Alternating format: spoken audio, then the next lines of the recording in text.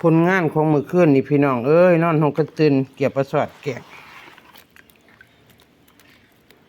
กี่รอขึ้นมื้อคืนนี่พี่น้อง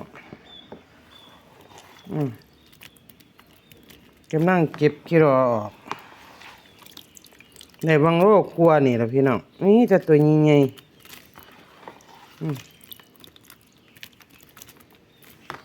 เก็บกี่รอร่างกี่รอขึ้นมาที่นี่ได้หลายอยู่จ้ะ